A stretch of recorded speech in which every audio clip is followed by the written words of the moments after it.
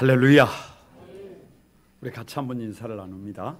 주님의 은혜가 여러분에게. 이럴 때 벌써 다 봤어요. 옆 사람에게도 한번 주님의 은혜가 여러분에게. 네. 저를 한번 가만히 주목해 보시기 바랍니다. 내가 내게 어떻게 하랴 라고 하는 이 말은 두 가지 의미가 있습니다. 하나는 내가 내게 어떻게 하랴, 이 말은 사랑이 가득한 말입니다. 역시 내 아들이다, 역시 내 백성이다, 역시 택한 나의 선민답다, 최고다, 너무 사랑스럽다, 너무 좋아, 너무너무 마음에 들어요. 그래서 다 해주고 싶은 거예요. 그래서 말만 해라, 이야기만 해라, 내가 뭐든지 다 해줄게, 뭐든 네가 원하는 것을 다 해주고 싶다, 내가 너를 위해서 뭘 못하겠니, 그런 뜻입니다. 또 하나는 내가 내게 어떻게 하랴, 에브라임아 내가 내게 어떻게 하랴, 유다야 내가 내게 어떻게 하랴, 이 말은 정반대예요. 정반대. 도무지 이해가 안 돼요. 이것이 뭐냐? 네가 내 자식이냐? 네가 내 배 아파서 난 내 자식이냐? 네가 내 백성이냐? 네가 택한 나의 선민이냐? 네가 믿는 사람이냐? 하나님의 편에서 어떻게 해야 될지를 모를 정도로 빗나간 에브라임을 향하여, 빗나간 유다를 향하여 하나님의 탄식이에요. 대책이 없는 이스라엘 백성들을 향한 하나님의 절규입니다. 믿음으로 산다는 백성들을 향한 하나님의 깊은 한숨이에요. 오늘 하나님의 처방전 30번째 때요, 내가 내게 어떻게 하랴, 이것은 북이스라엘과 남유다의 백성들에게 어떤 소원을 들어주시려고 네가 마음에 든다, 네가 원하는 거 말만 해라, 그런 말이 아니에요. 명색이 하나님의 백성이라고 하면서 실제로는 오로지 자기밖에, 오로지 자기 욕심밖에, 오로지 자기 세계에 갇혀 살고 있는 한심하고 죄된 모습을 두고 지극히 안타까워하시는 하나님의 마음입니다. 오늘 대강절 첫째 주일을 맞이해서 그 하나님의 아픈 마음을, 주님께서 하늘 보좌를 버리고 이 땅에 오실 수밖에 없는 그 이유를 깨닫는 시간이 되시기를 바랍니다. 도대체 무엇 때문에 에브라임을 향하여, 유다를 향하여 하나님께서 그렇게 탄식하고 있는지, 그렇게 아파하고 있는지, 내가 내게 어떻게 하랴 이렇게 탄식하고 있는지, 이 질문을 통해서 저와 여러분 모두가 다 주님의 세미한 음성을 듣고 회복되는 시간이 되시기를 주님의 이름으로 축복합니다. 하나님께서 왜 이렇게 탄식하시느냐, 세 가지가 있는데 첫 번째가 하나님을 모른다는 것입니다. 하나님을 알면 그럴 수가 없다는 거예요. 하나님을 알면 북이스라엘이, 남유다가 그렇게 살아서는 안 된다는 거예요. 뭐가 문제냐? 딱 하나, 하나님을 모른다는 거예요. 그래서 호세아 4장 6절에 내 백성이 지식이 없어 망하는도다. 하나님에 대해 몰라요. 하나님을 몰라요. 진짜 복음을 몰라요. 진짜 예수님을 몰라요. 진짜 믿음을 몰라요. 진짜 사랑을 몰라요. 진짜 헌신을 몰라요. 진짜 충성을 몰라요. 그래서 하나님께서 탄식하는 거예요. 호세아가 말하는 하나님은 어떤 분이시냐, 1절 말씀에 여호와께서 우리를 찢으셨으나 도로 낫게 하실 것이요 우리를 치셨으나 싸매어 주실 것임이라다 라고 하십니다. 우리를 찢으셨지만 도로 낫게 하시는 하나님이에요. 여러분, 호세아 시대가요, 경제적으로 얼마나 번영했던 시대인지 아세요? 정치적으로 얼마나 흥왕했던 시기인 줄 아세요? 북이스라엘, 북왕국 역사에서 가장 괄목할 만한 시대가 바로 호세아 시대예요. 살만한 거예요. 먹고 살만해요. 그러다 보니까 부족한 것이 없어요. 그래서 하나님을 찾지 않았어요. 하나님 없는 삶을 살았어요. 믿음 없는 삶을 살았어요. 여러분, 믿음 없는 그 삶이 얼마나 간다고 생각하십니까? 여호야김 3년 만에 바벨론이 올라오잖아요. 여기서 찢다 우리를 찢으셨으나 여기서 찢다는 히브리어로 티라프요. 티라프. 사자가 먹잇감을 찢을 때 먹잇감을 찢을 때 쓰는 단어예요. 죄 앞에서 하나님은 당신의 백성일지라도 아비가 자식을 향하여 매를 드는 것처럼 눈물을 흘리면서 채찍을 들어서 치셨어요. 전쟁을 통해서 얼마나 많은 포로가 죽어야 했는지 몰라요.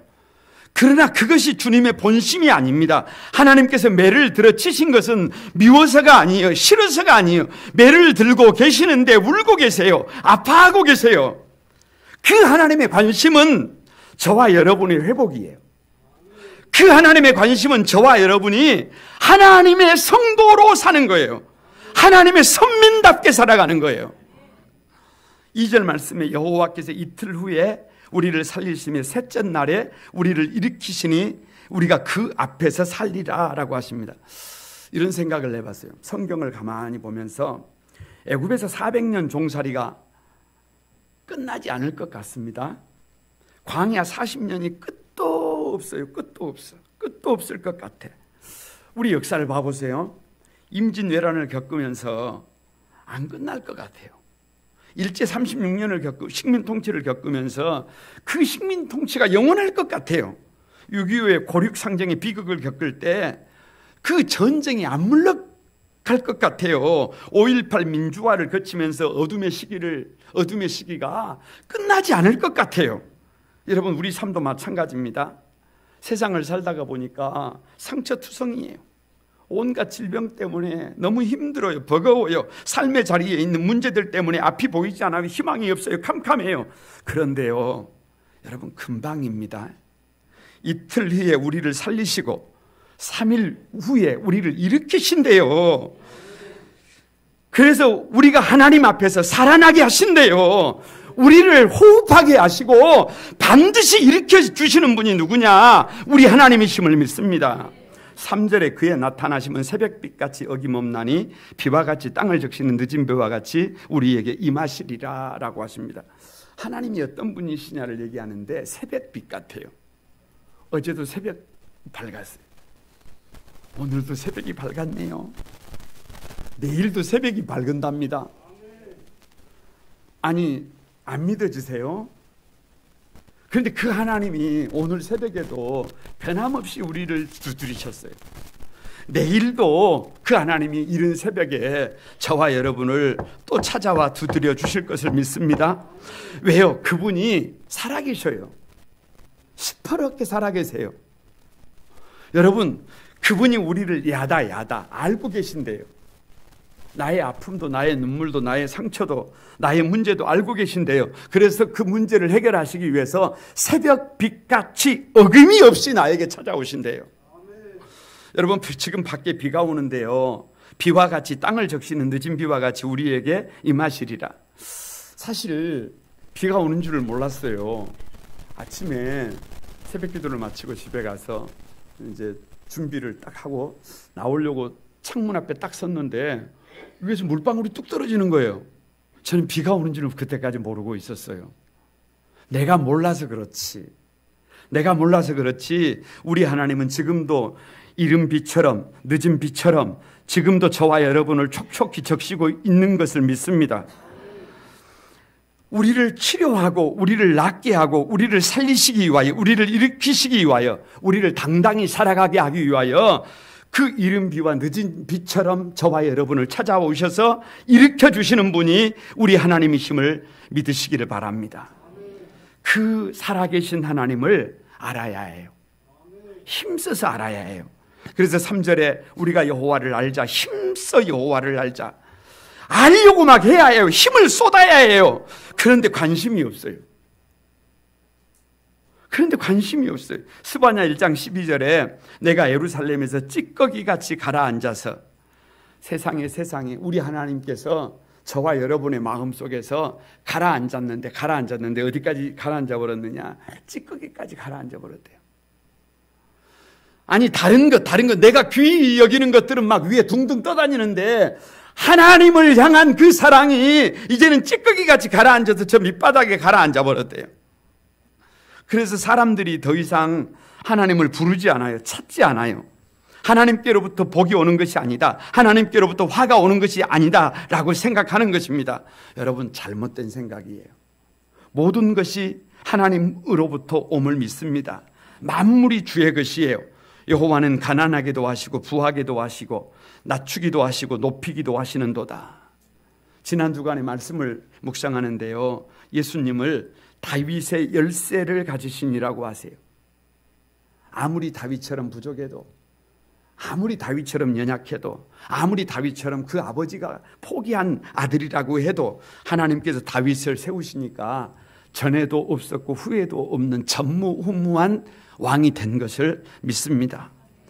여러분, 우리 인생에요, 우리 인생을 우리가 살아가는 것 같지만 문을 여시는 분은 우리 하나님이세요. 공부를 잘한다고 진학하는 게 아니에요. 여러분, 건강하다고 장수하는 게 아니에요. 진학의 문을 주님이 열어주셔야 합니다. 직장의 문을 주님이 열어주셔야 합니다. 결혼의 문을 주님이 열어주셔야 합니다. 성공의 문을 주님이 열어주셔야 합니다. 건강의 문을 주님이 열어주셔야 합니다. 천국의 문을 주님이 활짝 열어주셔야 합니다. 문을 열어주시는 분이 우리 주님이시라는 거예요. 만물이 주님의 것입니다. 대강절이 무엇을 하는 날이냐? 하나님을 몰라요. 하나님을 몰라. 하나님을 알려고 하지 않아요. 그래서 침묵의 시대가 흐르고 있어요. 침묵의 시대가. 침묵의 중간기가 흐르고 있어요. 중간기가 흐르고 있어요. 불러도 대답이 없어요. 불러도 대답이 없어요. 그래서 아무도 하나님에 대하여 도무지 알려고 하지 않으니까, 관심이 없으니까 하나님이 너무 안타까우셔서 사람의 모양으로 가장 낮은 자의 모습으로 직접 하나님이 이 땅에 오시는 것입니다. 그것밖에는 방법이 없으니까, 그렇게 당신을 낮추시지 않고서는 답이 나오지 않으니까 그 낮고 천한 마구간에 어린 아이의 모습으로 주님이 오시는 거예요. 그 하나님 앞에서 우리가 할 일이 뭐냐? 삶의 방향을 하나님께로 바꾸는 거예요. 하나님께로 삶의 방향을 바꾸는 것입니다. 그걸 회개라 그래요. 죄를 향하던 우리 인생을 예수께로, 하나님께로 삶의 방향을 바꾸는 거예요. 여러분, 내가 내게 어떻게 하랴? 이 주님의 탄식 앞에서, 이 대강절에 주님의 눈물이잖아요. 여러분께 주님의 이름으로 호소합니다. 참된 회개는 하나님 앞에서 영적인 자각이에요. 영적인 자각. 영적인 자각. 내가 잘못됐구나. 내가 범죄했구나. 내가 병들었구나. 내가 다른 사람이 문제가 아니라 내가 문제구나. 이 자각이 있어야 회복이 됩니다. 내가 문제라서 그러는 게 아니에요. 내가 여러분 흉악한 괴물이라서 그렇게 고백하는 것도 아니에요. 하나님의 은혜가 있으면 내가 그렇게 고백이 돼요. 이 자각이 있어야 회복이 되고, 이 자각이 있어야 회개하고, 이 자각이 있어야 하나님께로 돌아가고, 이 자각이 있어야 모든 문제가 풀어집니다. 이 자각이 있어야 성령께서 저와 여러분을 흔들어 주십니다. 이 자각이 있어야 저와 여러분이 살아나게 될 것을 믿습니다. 이 대강절이 저와 여러분을 자각하는 계절이 되기를 주님의 이름으로 축복합니다. 두 번째로 하나님께서 왜 이렇게 탄식하시느냐? 사랑을 모른다는 것입니다. 4절 말씀에 에브라임아 내가 내게 어떻게 하랴, 유다야 내가 내게 어떻게 하랴, 너희의 인애가 아침 구름이나 쉬 없어지는 이슬 같도다 라고 그렇게 말씀을 하십니다. 여러분, 아침 구름과 이슬을 잘 아십니까? 아십니까? 제가 아침 안개를 참 좋아합니다. 제가 이 감성이 보통 사람보다 조금 더 뛰어나서 아주 부드러운 것을 좋아합니다. 생기기는 이렇게 생겨도 아주 스위트한 것을 좋아해요. 달콤한 것을 좋아해요. 그런데 아침에 산 언덕에 안개가 가득해 보세요. 얼마나 아름다운지 몰라요. 바닷가에 아침 안개가 가득해 보세요. 그러면 참 좋습니다. 그런데 이것이 태양만 떠오르면 그 안개가, 아침 안개가 순식간에 없어져 버립니다. 쉬 없어져 버려요. 아침 이슬은 또 어떻고요? 여러분, 제가 어렸을 때, 제가 조금 더 어렸을 때 불렀던 노래 중에 이런 노래가 있어요. 그때는 풀리 노래 안 부르는 거예요 지금. 그러면 이쪽에서 뭐라 그러냐면 나는 이슬 뭐 이랬단 말이에요. 풀잎에 뭐가 붙어 있어요? 이슬이 붙어 있어요. 그런데 이게 햇빛만 뜨면 이 이슬이 종족을 감춰버려요. 그래서 이슬 그러는 거예요. 아니 좀 변함이 없어야 되는데 그 사랑이 너무 가볍다는 거예요. 그 사랑이 어제나 오늘이나 똑같아야 되는데 구름 같다는 거예요. 이슬 같다는 거예요. 믿을 수가 없다는 거예요. 그래서 계시록에 에베소 교회를 향하여 주님께서 탄식을 하세요. 계시록 2장 4절에 너의 처음 사랑을 버렸느니라. 여기서 처음 사랑은요, 여러분 오해하면 안 돼요. 핫한 사랑이 아니에요. 막 뜨거운 사랑이 아니에요. 여기 처음 사랑은 아가페의 사랑이에요. 조건 없는 사랑이에요. 십자가의 사랑이에요. 그런데 교회가 그 사랑을 잃어버렸다는 거예요. 그 사랑을 찾아볼 수가 없다고 탄식하는 것입니다. 왜 이게 문제되느냐? 사람은 사랑으로 삽니다. 사람은 사랑을 받아야 살아요. 그래서 성도를 뭐라고 성경에서 부르냐? 비러브드라 그래요. 빌러브드라 그래요. 사랑하는 자라고 그래요. 사랑하는 자. 우리 가정에 사랑이 있어야 진짜 가정이 돼요.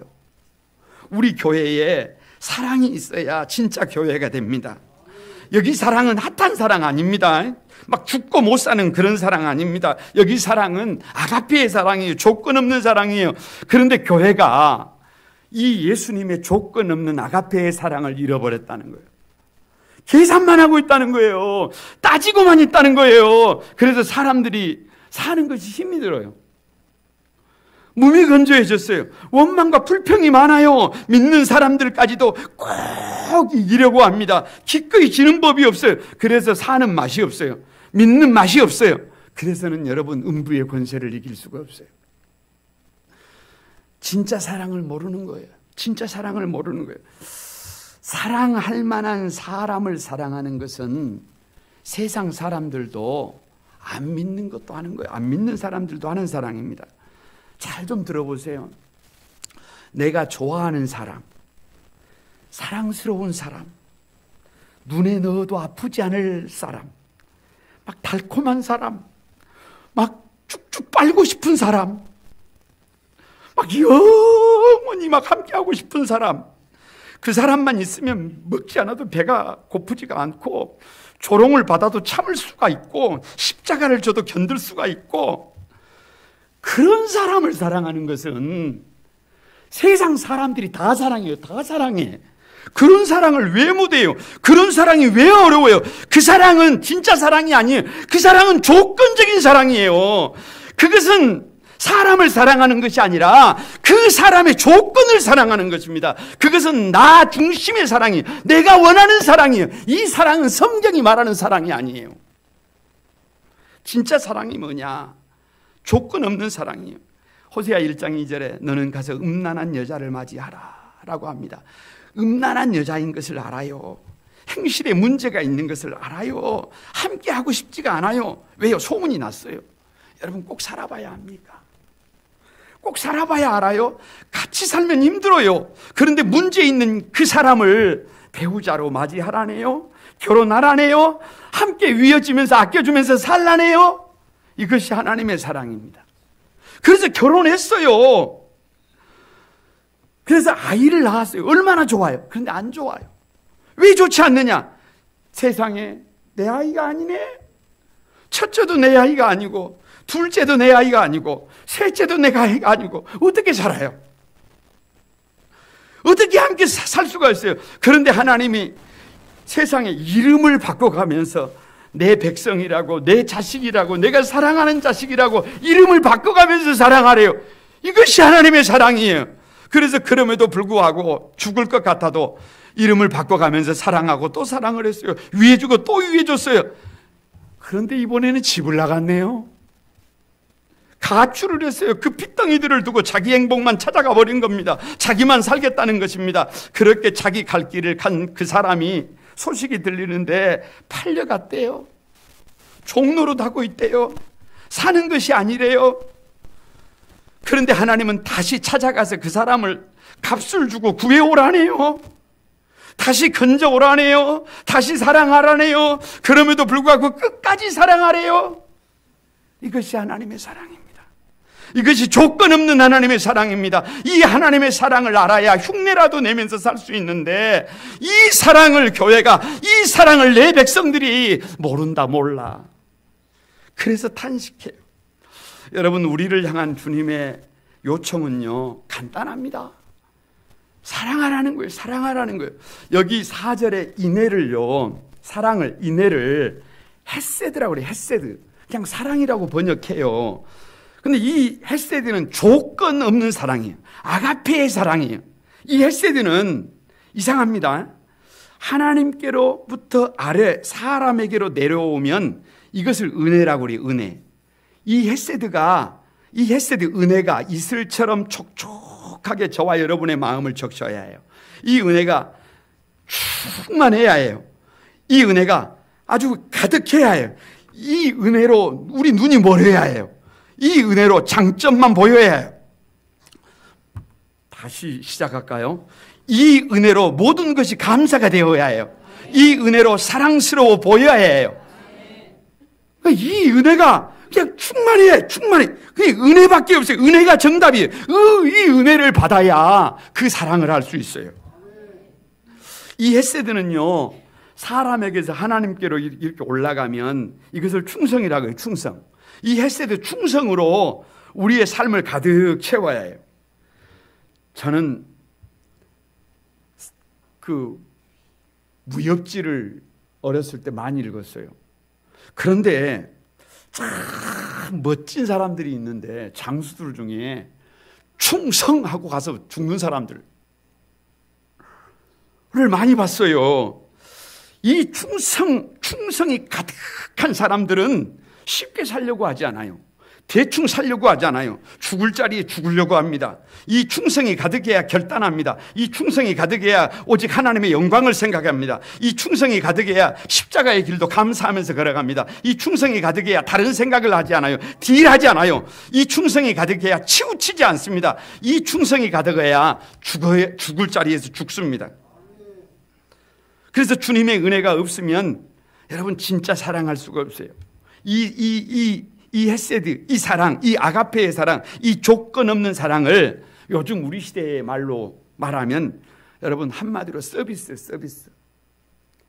보세요. 하나님 사랑도 가만히 보면 서비스. 왜냐? 예배를 워십이라 그래요. 워십. 그런데 그 워십을 다른 말로 서비스라 그래요. 여러분, 우리가 드리는 이 예배가요, 하나님이 나에게 서비스하는 거 아닙니다. 내가 하나님 앞에 서비스하는 거예요. 찬양 한 곡을 하더라도, 기도 한 문장을 하더라도, 하나님 앞에 작은 것을 드리더라도 거기에 뭐가 있어요? 온 정성이 있어요. 기대함이 있어요. 은혜가 있어요. 그래서 준비해서 하나님 앞에 서비스해야 해요. 하나님, 제가 하나님께 서비스입니다. 그게 예배예요. 그게 예배. 여러분, 사람 사랑도 마찬가지. 어떤 삶이 진짜 품격 있는 삶이냐 그러면 잘 아시잖아요. 노블리스 오블리제. 노블리스 명예만큼 오블리제, 의무를 다해야 한다. 그게 뭐예요? 가장 귀한 것을 있는 그대로 나누는 거예요. 제가 이런 생각을 해봤어요. 진짜 사랑이 뭐냐? 여러분, 저를 우리 사랑하는 성도들에게 서비스로 주는 거예요. 우리 사랑하는 성도들이 여러분의 인생을 서비스로 주는 것입니다. 서비스로 주는 것이에요. 결국 하나님 사랑도 사람 사랑도 받는 것이 아니라 주는 것이에요. 그래서 이 하나님은 이 강림절에 조건 없이 우리를 위하여 하나밖에 없는 아들 예수 그리스도를, 저와 여러분을 위하여 이 땅에 내어주셨어요. 그 하나님의 서비스 때문에, 나도 살고 여러분도 살고 모두가 살았어요. 이 대강절은요, 이 주님의 오심을 기다리는 이 절기는요, 이 서비스를 회복하는 거예요. 이 서비스를 회복하는 거예요. 이 서비스가 없어서 가정이 무미건조하고, 이 서비스가 없어서 교회가 무미건조하고, 이 서비스가 없어서 여러분 교회가 지금 욕을 먹고 있어요. 이 서비스를 회복하는 저와 여러분이 되시기를 바랍니다. 세 번째가요, 왜 하나님이 이렇게 탄식하느냐? 사명을 모른다는 게, 사명을. 왜 사명을 모른다고 하실까? 왜 사명을 모른다고 하실까? 오늘 본문을 가만히 읽어보면 5절에 선지자라는 말이 나와요. 선지자. 선지자는 잘 아시는 것처럼 먼저 선자에 알지자를 썼어요. 하나님의 뜻을 먼저 안 사람들이 주님의 뜻이 뭔지를 알아야 그 말씀을 전할 것 아니에요. 그 말씀을 전해야 성도들이 그 말씀을 붙들고 하나님의 말씀에 목숨을 걸고 살아볼 것 아니에요. 그래서 선지자들의 사명은 백성들을 살리는 거예요. 백성들을 세우는 거예요. 백성들을 축복하는 거예요. 백성들이 힘을 얻도록 하는 거예요. 여러분, 교회 목사의 사명은요, 어떻게 해서든지 성도들을 세우는 것입니다. 성도들을 축복하는 거예요. 그런데 5절을 보세요. 그러므로 내가 선지자들로 그들을 치고 내 입의 말로 그들을 죽였노니 내 심판은 빛처럼 나아오느니라. 제가 깜짝 놀랐어요. 성경을 읽어가다가 뒤통수를 맞은 것 같았어요. 선지자들이 하나님의 백성들을 치는 존재냐? 선지자들의 입으로 선포된 말씀이 백성들을 죽이는 말씀이냐? 아니, 내가 존재하는 이유가 성도들을 치는 존재냐? 내가 존재하는 이유가 내 입에서 나오는 설교가 성도들을 죽이는 말이냐? 그러면 이거 닫아야 해요. 그러면 그만해야 해요. 내가 받은 말씀으로 어떻게 성도들을 치고 어떻게 죽일 수가 있어요? 만약에 그런다면 더 이상 설교하면 안 돼요. 그런데 그것이 아니에요. 그런 의미가 아니에요. 어떤 의미냐? 백성들이 선지자를 선지자로 여기지 않았다는 거예요. 여러분, 이것이 이스라엘의 역사입니다. 이것이 이스라엘의 역사예요. 왜냐? 하나님의 뜻을 전하는 선지자들이 마음에 들지 않아요. 이게 역사가 그래요. 이게 역사가 그래요. 이게 역사가 그래요. 왜 그러느냐 그러면 선지자는 거침없이 하나님의 말씀을 전한단 말이에요. 여러분 아시잖아요.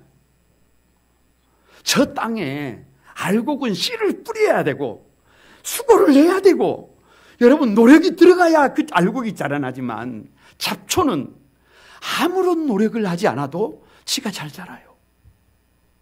그러니까 하나님의 말씀은 끊임없는 훈련이 있어야 된단 말이에요.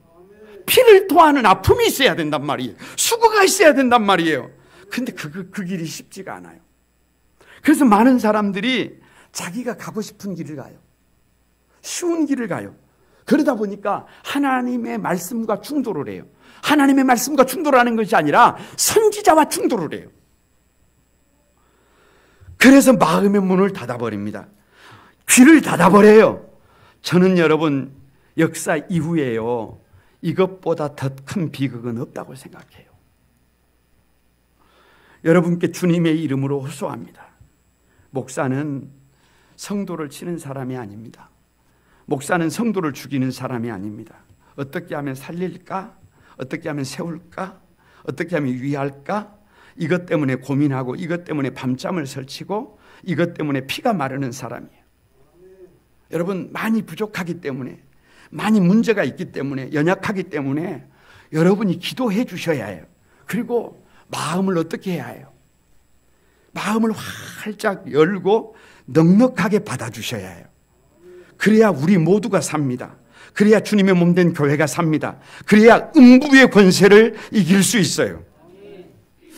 저는 이 7절 이후에 나오는 단어 하나하나를 주목해서 봤어요. 아담, 길르앗, 세겜, 이스라엘.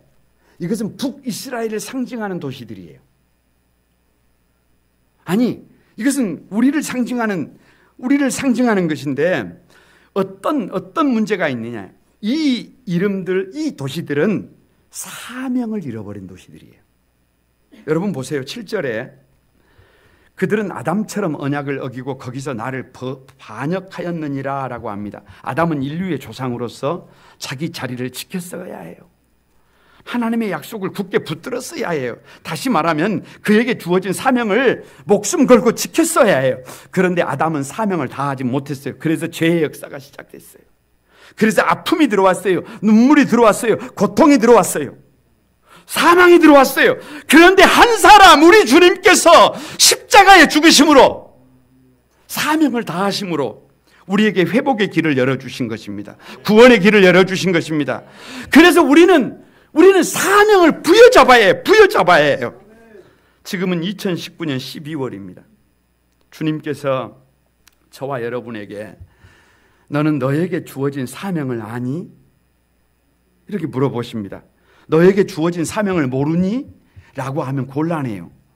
여러분, 잡초는 없다라는 말 아세요? 이름을 몰라서 잡초로 불리는 것뿐입니다. 들풀도 각자의 이름을 반드시 갖고 있어요. 우리 인생도 마찬가지입니다. 잡이는 없습니다. 있으나 마나한 인생은 한 사람도 없어요.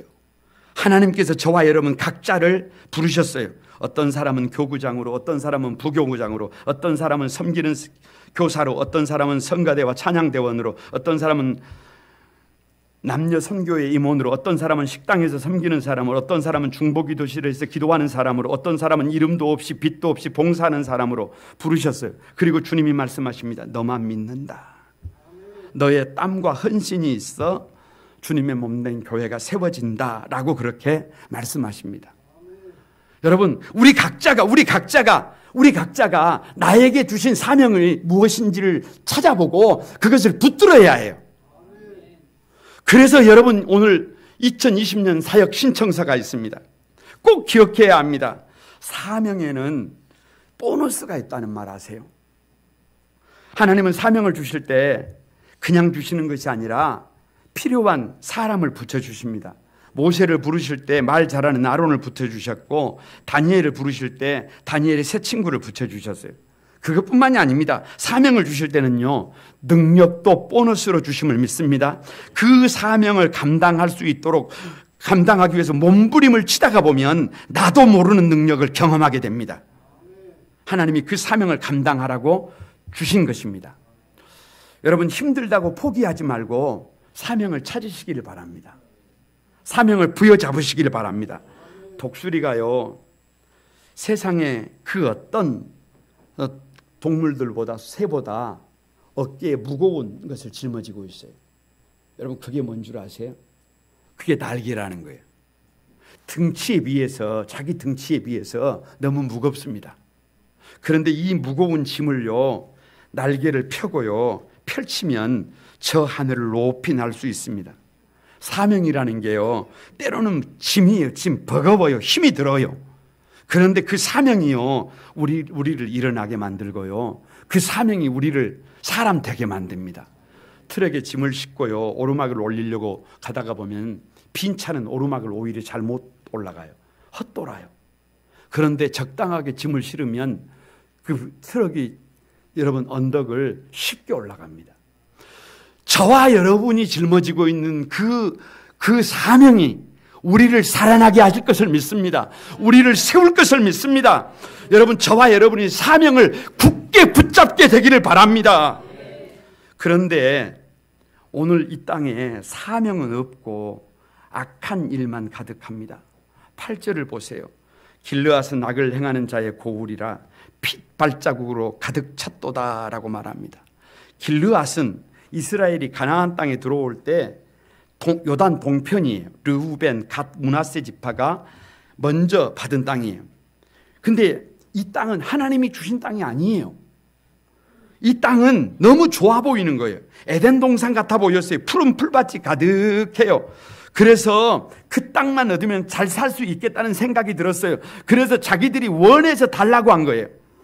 그렇게 살다 보니까 아니 이상하게 그 땅에 문제가 많아요. 요단 동편은 지정학적으로 원래 그런 곳이에요. 원래 문제가 많은 땅이에요.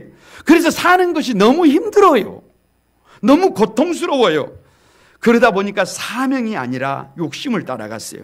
내가 가고 싶은 대로 갔어요. 그런데 나중에 주님께서 그 고을을 향하여 악을 행하는 고을, 피 발자국이 가득한 곳이라고 합니다. 세상에 그 땅이 피비린내 가득한 땅이 되어버렸어요. 그 땅에 전쟁이 끝날 날이 없어요. 사명은 온데간데 없고 죄와 어둠만 가득합니다. 여러분, 우리가 이렇게 살아서는 안 돼요. 9절에 강도 때가 사람을 기다림같이 제사장의 무리가 세겜길에서 살인을 하니라고 합니다. 세겜은 북이스라엘의 유명한 도피성이에요. 죄를 짓고 나서 죽음을 피할 수 있는 길이 도피성으로 피해서 뿔을 잡으면 돼요. 그런데 오히려 그 세겜성이 강도의 소굴이 됐어요. 아니, 제사장들이, 주의 종들이 칼만 들고 있지 않았지 강도가 되어버린 것입니다. 왜요? 남유다로 성전으로 예배하기 위해서 가는 사람들을 거기서 올무를 놓아서 잡았어요. 죽였어요. 그들이 가진 것을 빼앗았어요. 여러분, 오늘 교회가 그러고 있다 그 말이에요. 사명은 없고 악만 가득합니다. 우리가 사명은 없고 악만 가득해서 결코 안 됩니다. 저와 여러분이 아무리 힘이 들어도, 아무리 버거워도 사명을 굳게 붙드시는 저와 여러분이 되기를 주님의 이름으로 축복합니다. 말씀을 마칩니다. 에브라임아, 내가 내게 어떻게 하랴? 네가 내 자식이냐? 네가 내 백성이냐? 네가 나의 선민이냐? 네가 나를 믿는 사람이냐? 그 빗나간 그 에브라임을 향한 하나님의 탄식이 되지 않도록, 저와 여러분을 향한 탄식이 되지 않도록 우리 거룩한 소망교회가, 우리 사랑하는 성도들이 하나님을 힘써서 알아가시기를 바랍니다. 그분은 우리를 찢으셨으나 우리를 도로 낫게 하시는 하나님입니다. 살리고 일으키시는 하나님입니다. 새벽빛처럼 빛과 같이 임하시는 하나님입니다. 그 하나님 앞에, 그 하나님께로 돌아가십시다. 사랑을 알아야 합니다. 우리의 사랑이 바람 불면 없어지는 구름 같고 해가 뜨면 없어지는 이슬 같아서는 안 돼요. 주님의 사랑, 아가페의 사랑, 조건 없는 사랑을 배워야 합니다. 그래야 우리가 사람답게 살아갈 수가 있어요. 그래야 여러분, 우리가 주님의 기쁨이 될 수 있을 것을 믿습니다. 사명을 알아야 해요. 잡초는 없다니까요. 자비는 없다니까요. 있으나 마나한 인생은 없다니까요. 우리는 그런 사람들이 아니에요. 하나님이 우리를 부르실 때는 사명을 위한 존재로 불러주셨어요. 여러분, 2020년을 위해서 꼭 한 가지 이상씩 서약하셔서 넣어주시기를 주님의 이름으로 부탁을 드립니다. 거룩한 구만소망의 가족 여러분, 내가 내게 어떻게 하라는 이 주님의 질문 앞에 회개하고 돌이키는 삶이 되어 하나님을 깊이 알고 사랑하면서 사명의 사람 되시기를 주님의 이름으로 축복합니다. 우리 같이 한번 찬양하면서 기도하겠습니다. 하나님의 사랑을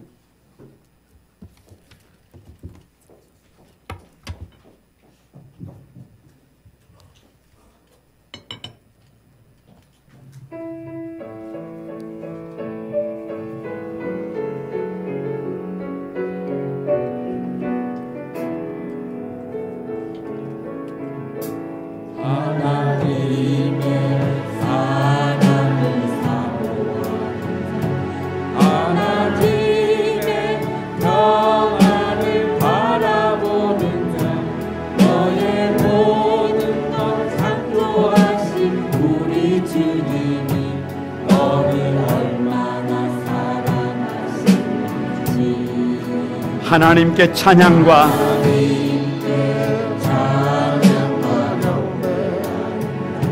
하나님의 선하심을 닮아가는 자, 너의 모든 것 창조하신 우리 주님이 너를 자녀 삼으셨네. 하나님 사랑의 눈으로 너를 어느 때나 바라보시고 하나님인 자한 비로소 언제나 너에게 기울이시니 어두움에 밝은 빛을 비춰주시고 너의 작은 신음에도 응답하시고 하시니 너는 어느 곳에 있든지 주를 향하고 주만 여러분, 우리 오른손을 들고 다시 한번 드립니다. 하나님의 사랑을,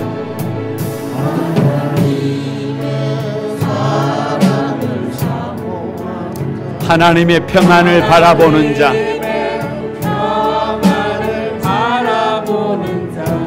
너의 모든 것 창조하신 우리 주님이 너를 얼마나 사랑하시는지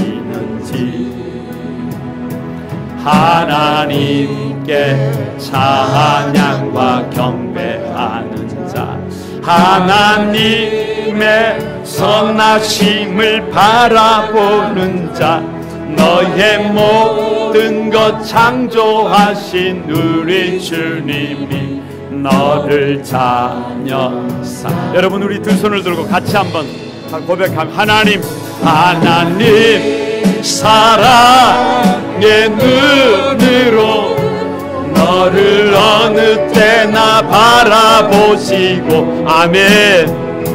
하나님 인자한 귀로서 언제나 너에게 기울이시니 어두움에 밝은 빛을 비춰주시고 너의 작은 신음에도 응답하시니 너는 어느 곳에 있든지 주를 향하고 주만 바라볼지라.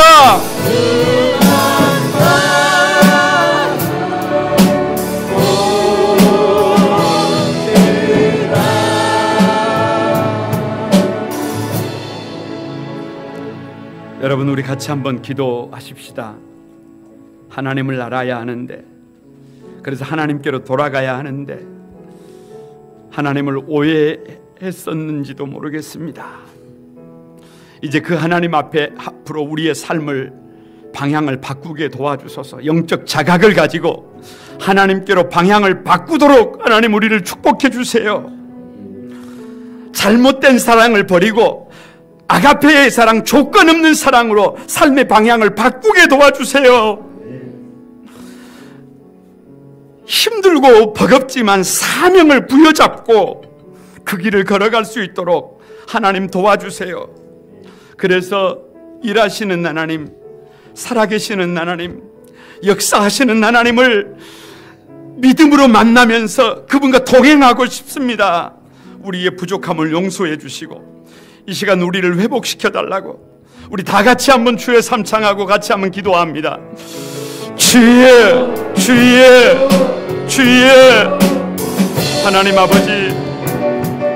하나님 아버지 영적 자각을 갖게 해주소서. 나를 향하여 탄식하면 안 되는데, 우리 교회를 향하여 탄식하면 안 되는데, 우리 한국교회를 향하여 주님이 탄식하시면 안 되는데, 우리 하나님을 알아야 하는데, 우리 하나님 앞에 영적 자각을 가지고 돌아가야 하는데, 사랑다운 사랑을 해야 되는데, 사명을 부여잡아야 하는데, 하나님 우리를 불쌍히 여겨주소서. 하나님 우리를 긍휼히 여겨주소서. 하나님 우리를 불쌍히 여겨주소서. 아버지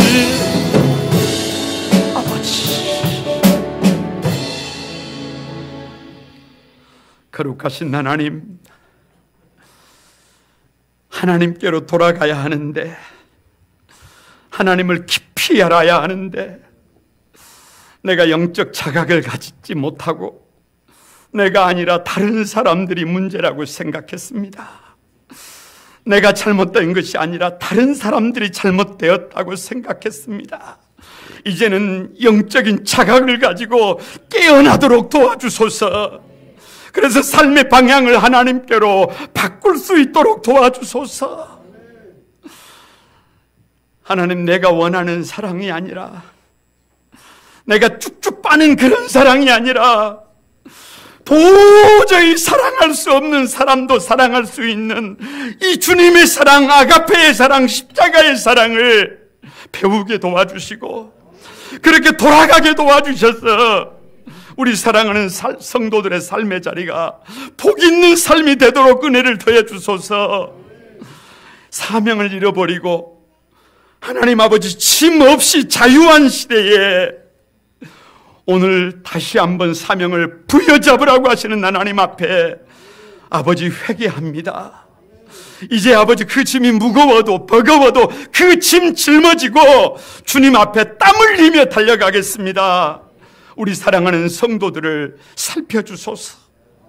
내가 내게 어떻게 하랴 탄식하시는 하나님이 아니라 내가 내게 어떻게 하랴 역시 너는 내 백성이다. 역시 너는 내 사람이다. 역시 너는 하나님의 선민이다. 하나님 아버지, 내가 너에게 어떻게 해주라 말만 해라. 그런 삶을 살고 싶습니다. 그런 은혜를 나누고 싶습니다. 우리 교회를 긍휼히 여겨주시고 우리 거룩한 꿈한 소망 교회가 우리 온 성도들의 삶이 그런 아름다운 삶이 되도록 축복해 주소서. 예수님의 이름으로 기도드리옵나이다. 아멘.